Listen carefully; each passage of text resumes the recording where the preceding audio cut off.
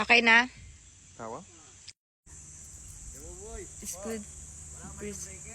Baka nasa ano, open nyo na lang yung breaker muna.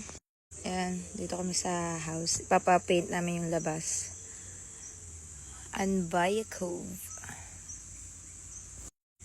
Yeah, 4 p.m. and uuwi din kami ngayon sa Manila. Pinunta lang namin tong Anbaya House. Maybe tell them the breakers could be off too, babe. Here, hanggang 3rd floor to. Andyan na?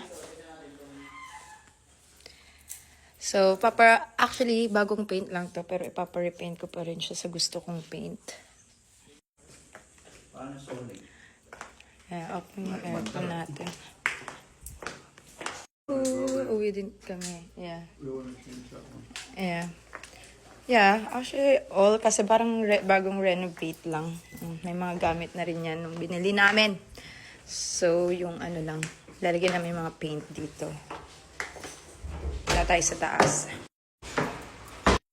Bathroom, linis ah.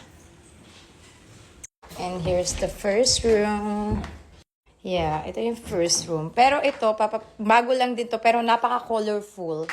Malinis yan kasi bago lang din mga gawa daw to, yung binili namin. Pero, papapalitan ko to ng built-in na bed.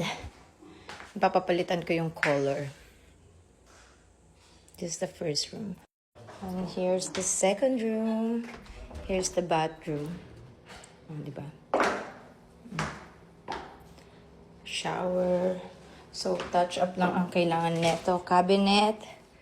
Diba? May mga design. Ito, papatanggal ko to. Papapalitan ko din to ng built-in na bed. And papapalitan ko yan. Mga bedside. And may balcony din tayo dito. Maraming balcony. So, ito yung balcony dito sa isang, mahaba din to. Lalagyan ko ng mga upuan dito. It's all good. Ano lang talaga. Ma-colorful. Pintura. And of course, may 3rd floor yan. Ito yung 3rd room.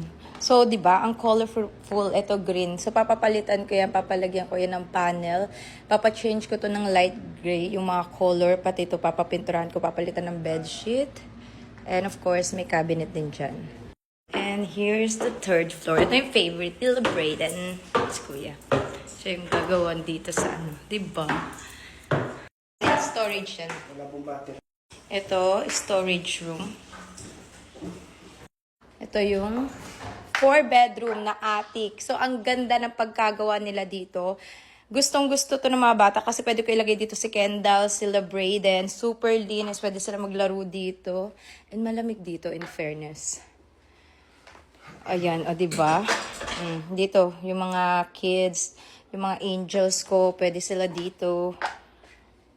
Lalagyan lang namin to ng mas magandang bedsheet. Ito sobrang lambot. Diba? Pwede nila ito maging playroom. Nag-rest siya. Uwi na rin kami later. Ang ganda nito. Pwede ito maging drinking stations. Karaoke. Cozy.